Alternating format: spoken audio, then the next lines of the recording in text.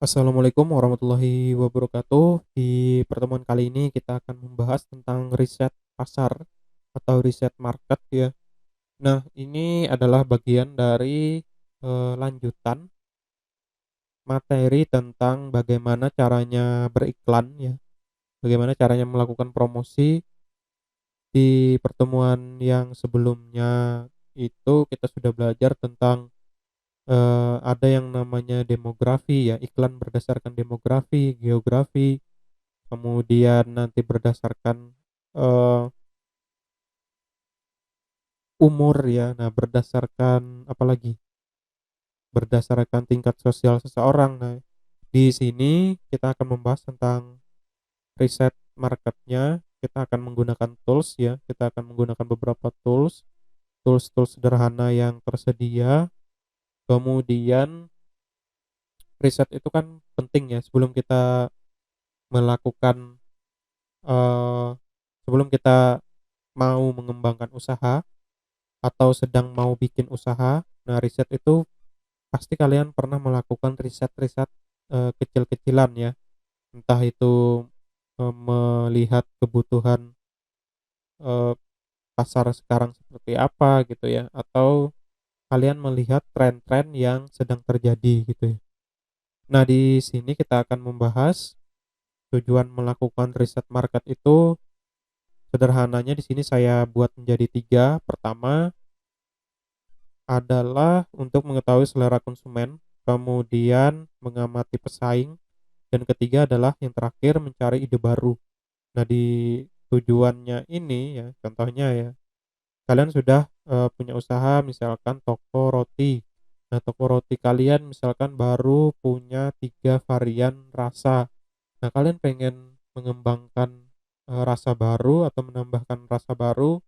Nah, kalian bisa melakukan survei ya. Nah, tujuannya tadi, nah itu adalah bagian dari riset ya. Jadi kalian mau mengetahui konsumen kalian itu, pengennya yang seperti apa gitu ya.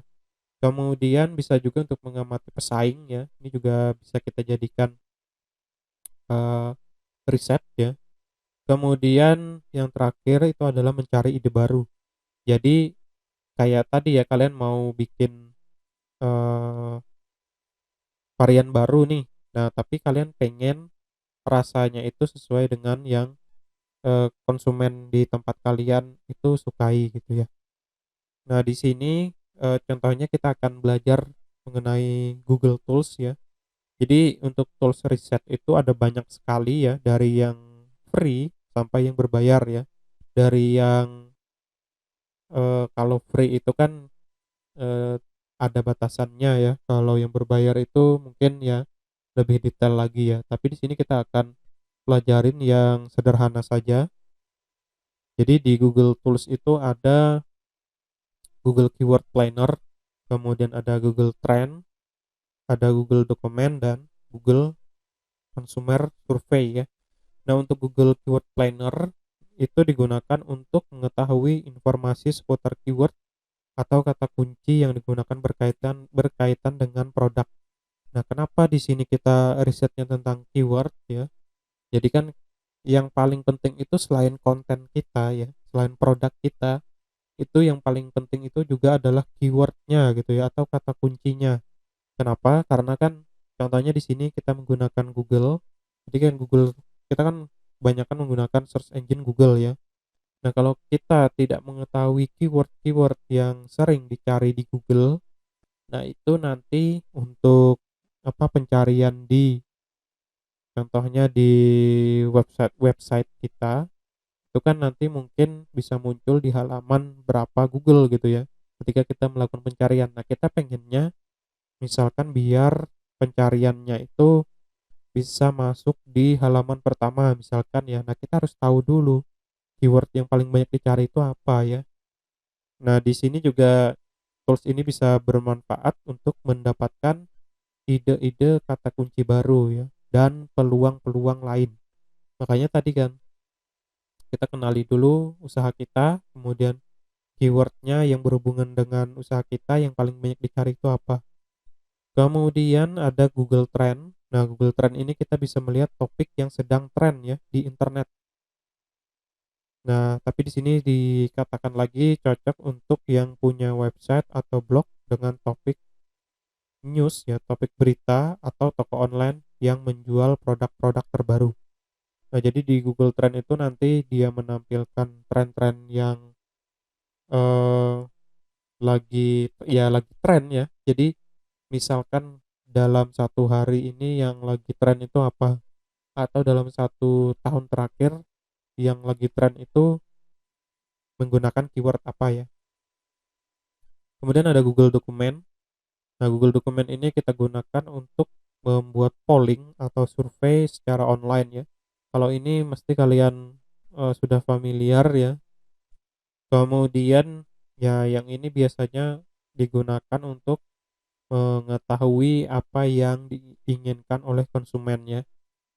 Kita bisa menggunakan fasilitas Google Dokumen ya. Kemudian yang terakhir ada Google Consumer Survey. Nah, di sini ini sebenarnya mirip dengan Google Dokumen, tapi di sini nanti kita bayar ya setiap survei yang diisi oleh si respon diisi oleh responder ya. Nah, selesai di submit ya. Jadi kita harus bayar sekitar $0,1 per orang ya. Nah, yang menarik di Google Consumer Survey itu keterangannya apa, nanti kita lihat di webnya. Itu katanya dia menggunakan real people. Nah, di situ ya. Jadi eh selain menggunakan real people, kemudian kita juga bisa mengetahui minat konsumen dan pertanyaan-pertanyaan yang berhubungan dengan topik atau produk kita ya. Oke, ini kita langsung saja coba buka ya. Tadi ada Google Keyword Planner, kita searching aja. Nah, di Google Keyword, nah padahal masih banyak ya. Ada contohnya di sini ya, ada SEMrush ya, ada Ahrefs ya. Nah, tapi di sini kita cuma akan bahas tentang Google Keyword Planner ya.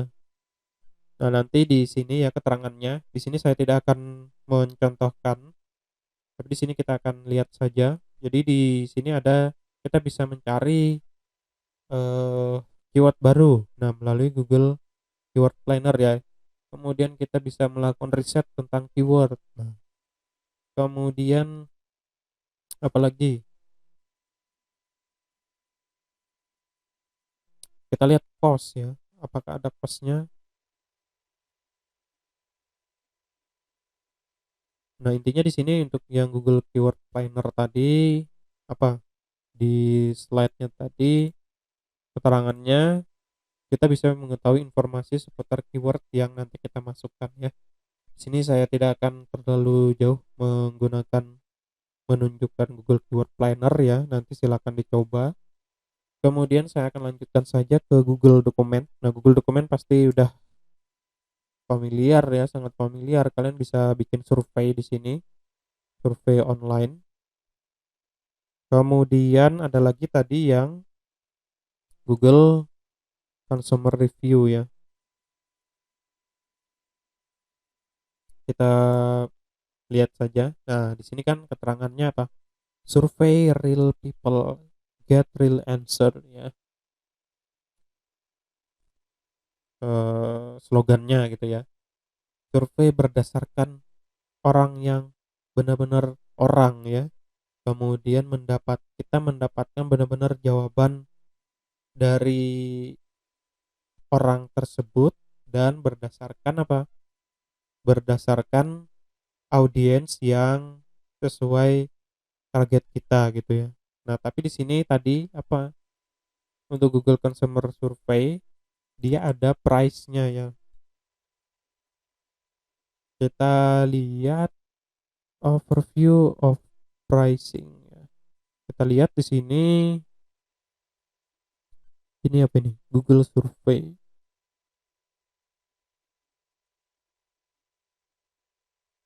Jadi tadi keterangannya dimulai dari $0,1 ya. Nah, di sini Google Survey are price on price per complete response ya. Jadi dibayarnya nanti berdasarkan respon yang sudah diselesaikan ya. Nah, di sini keterangannya apa? Mulai dari 0,10 dolar for one question ya. Wah, ini menarik ya, for one question. Nah, ini tadi dari Google Survey ya. Nah, ini biasanya kalau kalian mau menggunakan ini eh, ya kalian harus siapkan cost ya untuk membayar ini tadi ya, membayar orang yang kita survei ya, atau orang yang memberikan atau orang yang mengisi survei yang kita buat. Nah, yang terakhir ya yang akan kita bahas adalah Google Trend ya. Jadi trends.google.com ya.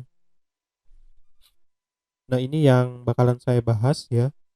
Untuk yang tiga tadi kalian bisa pelajarin lagi. Di sini kita akan bahas tentang Google Trend ya. Nah, di sini bisa kita lihat tren-tren berbagai negara ya. Contohnya di sini dia defaultnya United States ya. Kalau kita lihat yang lagi trending itu apa gitu ya. Nah, di sini coba kita ganti ya, di sini United States menjadi Indonesia. Kita cek. Nah, di Indonesia itu yang lagi trending ya. Kita klik aja more trending. Di tanggal, oh ini masih United States, Indonesia ya. Nah, sekarang tanggal 8 ya. Itu yang lagi tren tentang sepak bola ya. Di sini kebanyakan memang website-website berita ya. Kalau kita lihat di sini yang tanggal 7 kemarin itu tentang gempa ya, gempa hari ini 2020. Kemudian ada apa lagi? Oh, berita artis juga ya. Nah, dan sebagainya. Makanya ini sangat cocok untuk yang biasanya kalau mau bikin konten tentang berita misalkan. Nah, kalian bisa lihat yang trending sekarang itu apa gitu. Nah, kalian bisa coba membuat tentang berita itu juga gitu ya. Kemudian oke, ini di Google Trend Search ya. Kita balik lagi ke depan. Nah, di sini misalkan kita mau eksplorasi tentang usaha kita ya. Contohnya yang paling sederhana misalkan kalian jualan apa? Jualan baju gitu ya. Jualan baju. Misalkan di sini ada saya mau nyari tren tentang keyword baju koko ya. Kita search aja.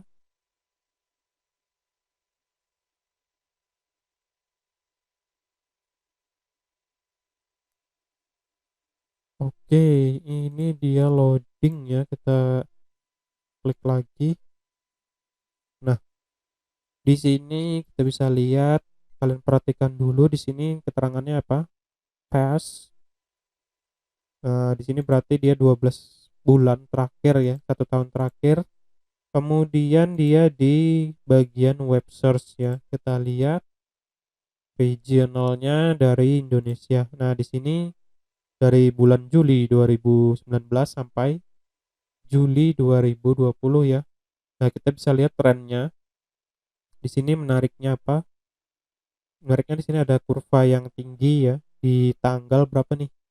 Sekitar tanggal 10 sampai 16 ya. Sampai 23 ya, ini mulai turun turun turun turun. Nah, ini kalau kita lihat ya, kalau kita cek lagi ternyata ini adalah tanggal apa? Tanggal mendekati lebaran ya. Nah, ternyata trennya itu naik ya ketika mau lebaran ini. Kemudian di sini kita bisa lihat yang paling banyak mencari keywordnya berdasarkan baju koko itu ada di Aceh ya. Ini kan kelihatan nih 178 dan sebagainya. Nah, untuk sub region di sini dia sampai 34 provinsi ya. Nah, bisa kita lihat. Kemudian di sini ada related topic. Untuk related topic itu berarti topik yang berhubungan dengan baju koko ini gitu. Kemudian ada related query. Jadi related queries itu di web search tadi misalkan yang paling relate itu apa? Contohnya ada baju koko 2020 ya, baju koko terbaru 2020, model baju koko 2020. Nah, ini bisa kita jadikan acuan untuk menambahkan keyword-keyword kita ke produk kita ya atau dagangan kita. Nah, kemudian di sini ada compare ya. Yang menarik itu ada compare. Nah, kita lebih baik menggunakan keyword baju koko atau menggunakan keyword yang mirip dengan baju koko gitu ya. Misalkan ada baju muslim ya. Coba kita searching. Nah, di sini kita lihat ya. Nah, yang merah ini adalah baju muslim.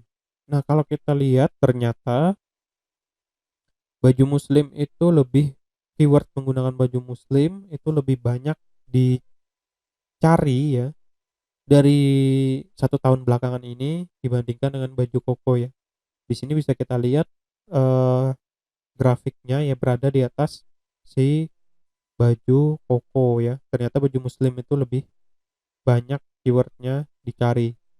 Nah, tapi di sini kalau kita lihat lagi perbedaannya sangat tipis ya di sekitar tanggal-tanggal Mei, 10 Mei ya. Nah, tapi kalau kita lihat secara keseluruhan, keyword yang tren itu menggunakan baju muslim dibandingkan baju koko ya. Nah, kalau kita lihat di sub-region-nya, nah di sini kita bisa lihat sort kita sorting interest for baju muslim ya misalkan. Nah, di sini bisa kita lihat dari banyak provinsi itu yang menggunakan keyword baju muslim itu sangat banyak ya. Misalkan nih kita tinggal di wilayah Yogyakarta. Nah, keyword yang cocok untuk baju untuk baju koko tadi ya, itu bisa kita ganti menjadi baju muslim ya. Atau di sini baju koko. Nah, di sini juga bisa dilihat dan ternyata di Gorontalo itu keyword baju koko dan baju muslim itu dia 50-50 ya. Nah, di sini juga kita bisa lihat interestnya baju koko seperti apa, baju query-nya seperti apa, baju koko 2020 ya.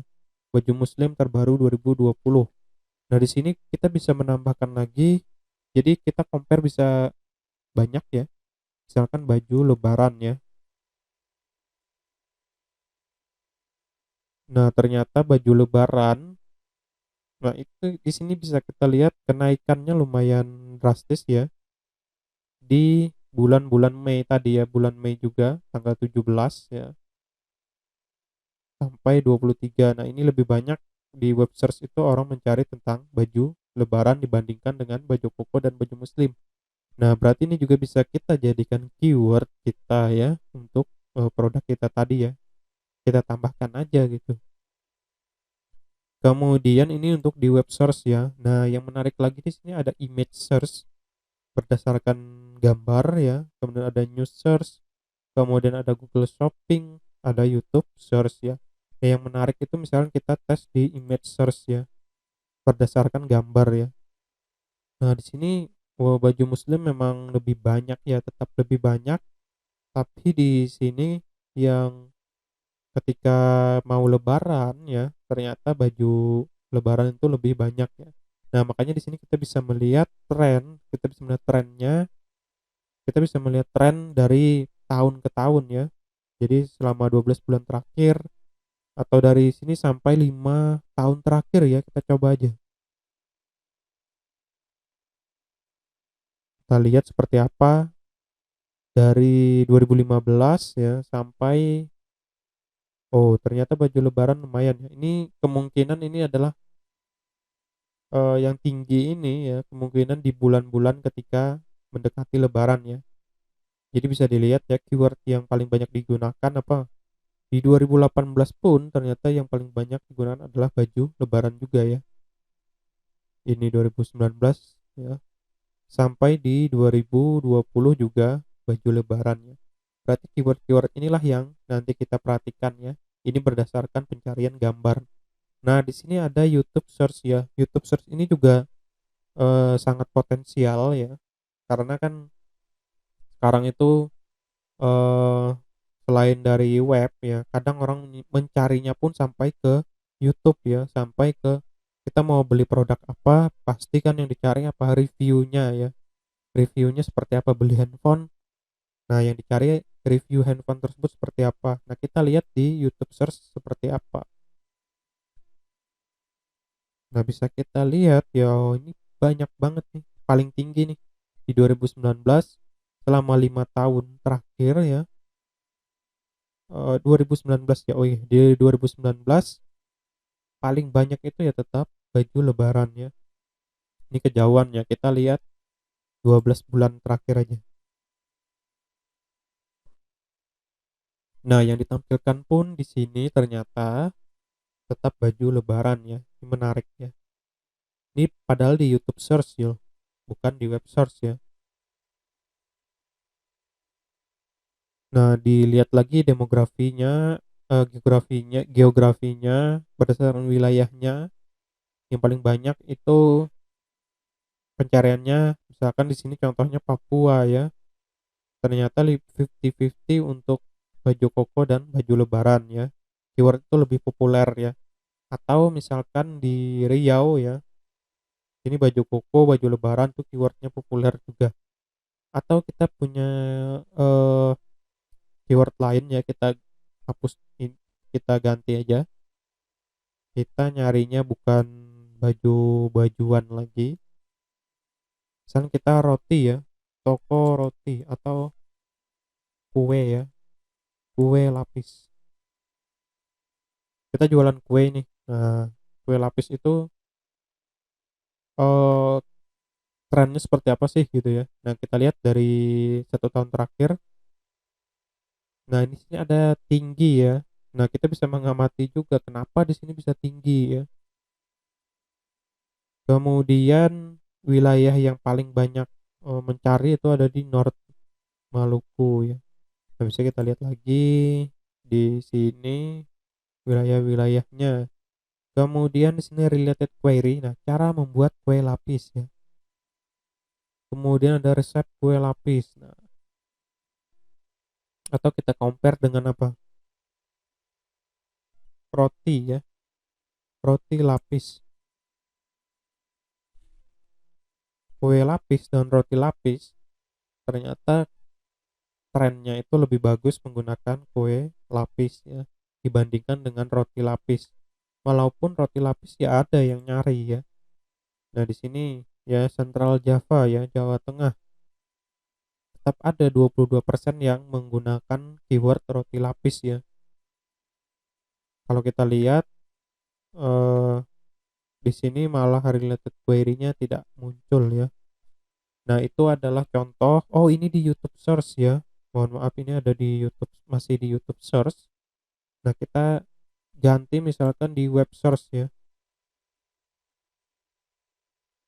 Nah, di web search trennya beda lagi ya. Tetap yang kue lapis ya yang paling atas. Cuma di sini kan kita bisa bisa melihat grafiknya berbeda gitu. Nah, di sini untuk yang kue lapis, resep kue lapis tepung beras 500 gram. Cara membuat donat ya, ini sampai ini relate relate ya dengan kue lapis ya. Kemudian untuk yang roti lapis, contohnya roti lapis Surabaya, roti lapis Legit. Nah, ini adalah query-query atau keyword-keyword yang bisa kita tambahkan di eh, produk kita ya. Nah, yang menarik tadi di sini ada YouTube Search. Jadi kita jangan apa ya, kita harus tetap memperhatikan ya, di YouTube Search itu juga penggunanya sangat banyak gitu yang menggunakan fasilitas YouTube untuk mencari sesuatu ya. Nah, atau di sini sebenarnya bukan hanya tentang produk ya, atau kalian contohnya kalian punya channel ya, channel YouTube gitu ya. Kalian YouTuber, kalian bikin konten tentang apa ya? Tentang tutorial gitu ya. Tutorial apa? Yang paling relate ya. Tutorial programming gitu ya. Nah, tutorial programming misalkan tentang web ya. Nah, di sini kita bisa menambahkan kita bisa melihat trennya seperti apa. Contohnya tutorial website gitu ya. Tutorial website. Nah, ini kita hapus dulu karena tidak nyambung. Ini di web source ya. Nah, ini seperti apa ininya, trennya, kemudian regionnya di mana, kemudian query-nya yang berhubungan seperti apa ya. Kemudian kita bandingkan dengan query tutorial membangun website ya. Di sini tetap seperti ini ya. Ternyata yang paling banyak itu adalah tutorial website ya. Atau di sini kita ganti aja deh. Eh, saya mau bikin Python course ya. Terus di sini kita punya Python tutorial ya. Nah, bisa kita lihat ya. Nah, untuk keywordnya itu lebih banyak untuk yang Python tutorial ya. Kalian jangan lupa di sini masih menggunakan Indonesia ya. Di sini ininya nggak kelihatan ya related query-nya. Mungkin karena menggunakan bahasa Inggris ya. Atau kita ganti di sini misalkan eh, United States tadi ya.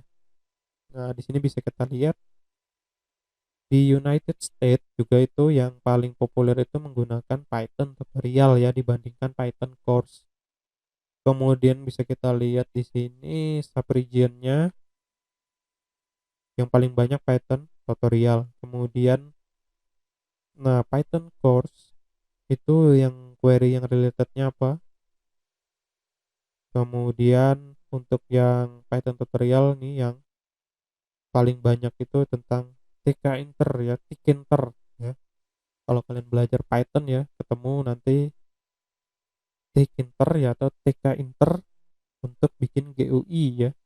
Nah, ini itu tadi baru di web ya, beda lagi kalau di YouTube nanti. Kalau kalian punya channel kan otomatis di YouTube ya. Nah, ternyata ya sama ya, Python tutorial juga ya. Nah, tapi di sini apa? Python tutorial for beginner. Python for beginner ya. Nah, ini adalah query yang bisa kalian gunakan ya. Nah, saya rasa cukup dulu ya untuk trennya. Nah, di sini juga sebenarnya kalian bisa riset kalian mau usaha apa di masa pandemi sekarang ya. Atau kalian mau mengembangkan usaha yang sudah ada di masa pandemi sekarang atau di masa new normal sekarang itu yang paling bagus untuk usaha kalian apa kira-kira ya. Kalian bisa melihat kalian bisa menggunakan tren dari Google ini ya. Kalian bisa lihat. Oke, saya rasa saya cukupkan dulu untuk materinya tentang riset pasar ya. Jadi nanti silakan dieksplorasi lagi, masih banyak tools lain selain yang sudah saya sebutkan tadi, baik yang free ataupun berbayar. Oke, untuk materi ini saya cukupkan. Sekian, semoga bermanfaat. Terima kasih. Assalamualaikum warahmatullahi wabarakatuh.